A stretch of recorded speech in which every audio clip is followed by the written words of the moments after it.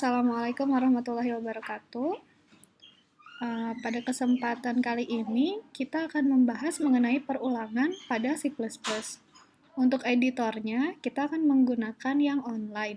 Sebetulnya, normalnya kita bisa menggunakan yang bisa diinstal langsung di PC atau laptop kita, bisa menggunakan aplikasi dev C++. Tapi karena ini edisi spesial pandemi, kita bisa menggunakan yang online, yaitu ke situs onlinegdb.com. Di sini onlinegdb.com, nanti keluar tampilan seperti ini, lalu kita pilih di sebelah kanan di tab language, ini ada bahasanya. Sebetulnya tidak hanya C++, di sini ada banyak, ada Java, Python, PHP, C++, Basic, HTML, dan lain-lain. Tapi untuk pertemuan kali ini kita akan membahas C++. C++-nya ada 3, ada yang biasa, ada yang versi 14 dan 17. Ini hanya upgrade-nya saja. Saran saya kita gunakan yang biasa saja sudah cukup. Kita pilih C++. Nanti muncul tampilan seperti ini. Mungkin untuk tampilannya sudah familiar, tidak akan saya jelaskan lagi. Kita akan langsung ke materi hari ini, yaitu looping atau perulangan. Sesuai namanya, looping atau perulangan, yaitu bagaimana cara kita melakukan perintah yang sama secara berulang-ulang. Sebagai contohnya, misal ketika kita mendaftar membuat email dan harus memasukkan tanggal lahir, bulan lahir, atau tahun, kita akan ditampilkan satu buah combo box. Ketika kita klik seperti ini contoh combo box, kita klik, akan muncul data-datanya langsung. Nah, kalau misalkan tanggal lahir berarti akan muncul tanggal 1 sampai 31. Normalnya untuk mengeluarkan kata-kata tanggal 1 sampai 31 kita butuh seperti ini. Ini untuk mengeluarkan 1. Ketika 31 berarti kita harus melakukan copy paste sebanyak 31 kali.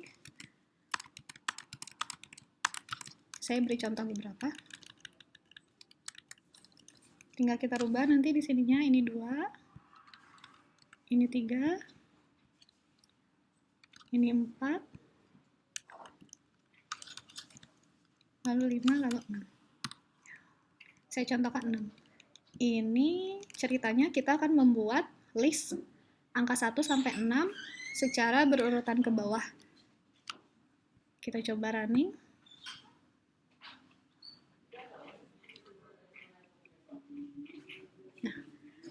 Muncul angka 1 sampai 6 berurutan ke bawah. Ini hanya 6 input. Kita bayangkan ketika kita harus memasukkan 1000 data atau 10.000 data dalam waktu yang bersamaan, maka kita harus melakukan copy paste sebanyak 1000 kali atau 5000 kali atau 10.000 kali, dan itu tidak mungkin kita lakukan. Nah, di sini kita butuh bantuan yang namanya for atau perulangan. Perulangan itu banyak macamnya. Yang pertama ada for, yang kedua ada while do, ketiga ada do while, keempat ada repeat until, dan spesial di C++ kita mengenal yang namanya go to. Karena ada banyak macamnya, saya contohkan satu. Hari ini kita akan membahas mengenai for. Untuk sintak awalnya kita coba. Kita buat dulu inisialisasi variabel dan tipe data yang akan digunakan. Di sini, saya ingin menggunakan tipe data bilangan bulat, karena masih sederhana ya. Kita gunakan integer saja, karena tidak ada pecahan. Seandainya mau pecahan, tinggal gunakan float atau double atau real. Untuk untuk variabelnya bebas, di sini saya menggunakan i. Nah, kita ketikkan for, lalu kurung. Yang ada di dalam kurung ini ada 3 jenis. Saya ketik dulu, nanti selanjutnya akan saya bahas.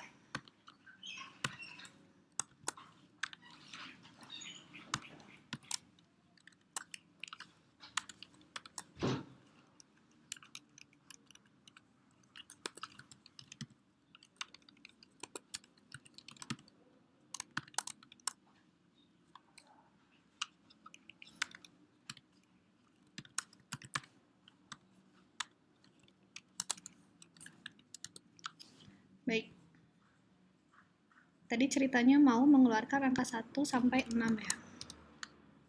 Nah, di sini sudah tersedia for, di dalam kurung ada I sama dengan 1, titik koma, I lebih kecil sama dengan 6, titik koma, I plus plus.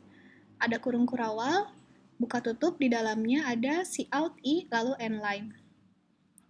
Akan saya jelaskan strukturnya. For ini kepalanya atau headernya untuk perulangan. Yang ada di dalam kurung ada 3 bagian, yang masing-masing dipisahkan oleh tanda titik koma. Bagian pertama adalah inisialisasi nilai awal atau pemberian nilai awal. Itu artinya apa? Nilai yang akan kita cetak dimulai dari angka berapa? Itu yang akan kita masukkan di sini. Karena tadi mau mencetak angka 1 sampai 6, di mana dimulai dari angka 1, berarti di sini kita harus menuliskan angka 1. Seandainya mau membuat array, misal yang dimulai dari 0, berarti di sini tinggal kita beri angka 0. Jadi bebas bagaimana kawan-kawan memulainya. Kalau di sini saya memulai dari angka 1. Yang pertama tadi pemberian nilai awal.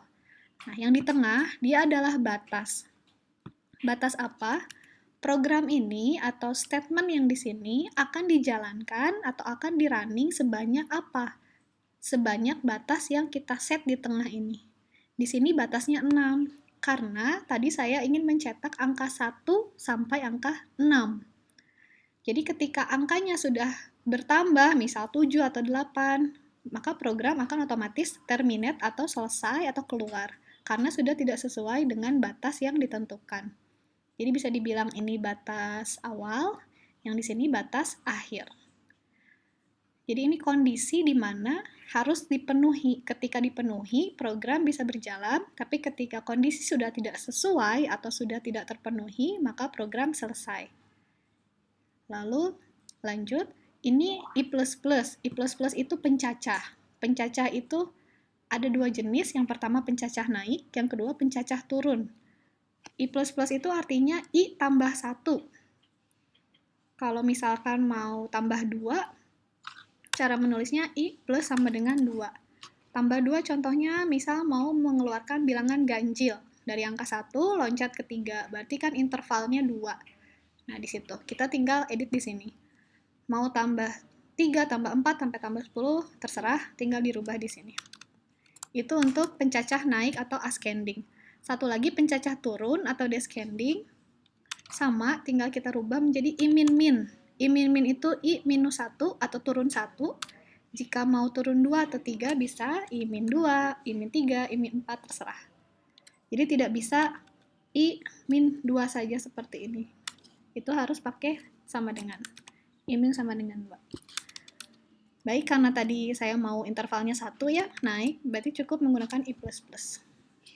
Ini untuk batas. Jika salah dalam penulisan batas di sini, maka programnya pun akan salah. Jadi hati-hati, kita harus pahami dulu bagian-bagiannya apa saja. Yang pertama tadi inisialisasi nilai awal atau pemberian nilai awal atau set nilai awal di sini. Lalu dipisahkan tanda titik koma. Yang kedua itu batas akhir. Programnya akan berulang sebanyak apa. Lalu yang ketiga pencacah. Nah, setelah batasnya selesai, maka isinya apa yang akan di running ketika batasnya sesuai, ketika kondisinya sesuai, apa yang akan di running atau apa yang akan jadi output. Kita simpan di sini, di antara 2 kurung kurawal. Karena niatnya saya hanya ingin menampilkan nilai I, di mana kondisinya adalah mencetak angka 1 sampai 6. Maka cukup kita cout I. I-nya tidak perlu menggunakan tanda kutip. Jika menggunakan tanda kutip, nanti menjadi string, maka yang akan dicetak adalah huruf I sebanyak 6 kali. Jika ingin mencetak angkanya 1 sampai 6, maka cukup gunakan I tanpa kutip. Kalau seperti ini artinya mengeluarkan isi dari variabel I. Jika menggunakan kutip, itu mencetak I, karena kutip 2 itu terbaca string. Seperti itu. Karena mau enter ke bawah, kita menggunakan endline. Seandainya mau ke pinggir, tidak usah menggunakan endline, langsung saja. Kita coba di running. Nah, hasilnya sama. Seperti yang tadi, 1 sampai 6. Jadi kita tidak perlu melakukan copy paste cout sebanyak 6 kali, apalagi 31 kali tadi seperti tanggal. Jadi bagaimana untuk mengeluarkan tanggal, misal dalam 1 bulan ada 31 hari. Tinggal dirubah saja, batas awalnya kan 1, tanggal 1 sampai 31. Berarti di sini kita ganti menjadi 31. Kita coba running lagi. Nah, maka keluar hasilnya. Angkanya dari 1 sampai 31. Jadi kita tidak perlu mencetak cout 1, cout 2, cout lanjut sampai 31. Nah, itu gunanya for. Dia lebih memudahkan ketika kita mau menggunakan perintah yang sama berulang. Jadi tidak perlu menggunakan copy paste perintah, cukup 4 baris for seperti ini, itu lebih hemat. Tidak perlu copy paste sebanyak 31 kali. Itu penjelasan dari sintaknya, dan sekarang saya akan tunjukkan bagaimana cara perulangan for ini bekerja. Karena ketika kita memencet running, ini sudah langsung keluar hasilnya, sementara kita tidak tahu bagaimana isi si for itu bekerja. Sekarang kita bedah. Saya copy paste dulu ke dalam sini. Baik.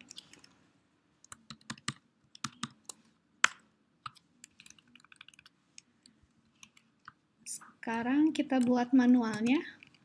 Ini saya rapikan sedikit. Nah, for. Di sini, kondisi pertama adalah I sama dengan 1. Sebentar, saya kurangi dulu ya. Jangan 31 terlalu banyak, mungkin 3 saja. Ceritanya, saya mau mencetak angka 1 sampai 3 secara berurutan ke bawah. Nah, yang pertama itu angka 1.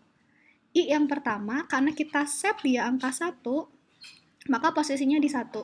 Setelah diberi nilai, maka akan dibuat batas, di-compare ke batasnya. Apakah 1 lebih kecil sama dengan 3? Jika iya, maka program akan langsung mendirect ke statementnya, karena sudah sesuai kondisinya. Statementnya apa atau perintahnya apa? Cout I, berarti harus dicetak posisi I yang sekarang. Tadi kan berapa? 1 ya. Misal kita cetak 1. End line, sudah enter. Nah, naik lagi ke atas ke pencacah I++. Berarti I-nya tadi 1. Plus kan tambah 1. 1 tambah 1, 2. Nah, balik lagi. Sekarang posisi I-nya 2. Ini anggap saja bayangannya. Lalu di-compare lagi ke batasnya. Apakah 2 lebih kecil sama dengan 3? Oh iya, betul. Jika betul, maka langsung cetak perintah. Cout I, I-nya tadi kan 2. Maka di bawah langsung 2. Dan end line. Jika sudah dicetak, naik lagi ke pencacah. 2 tambah 1, 3. Sekarang posisinya 3. Di-compare lagi ke batasnya, apakah 3 lebih kecil sama dengan 3? Masih terbawa karena ada sama dengan. Karena masih terbawa, maka dicetak. Tadi sudah enter ya. Nah, terakhir masih naik lagi ke pencacah. 3 tambah 1 berarti 4. Posisinya sekarang 4. Ketika di-compare apakah 4 lebih kecil sama dengan 3, kan sudah tidak sesuai. Jika sudah tidak sesuai, maka program keluar.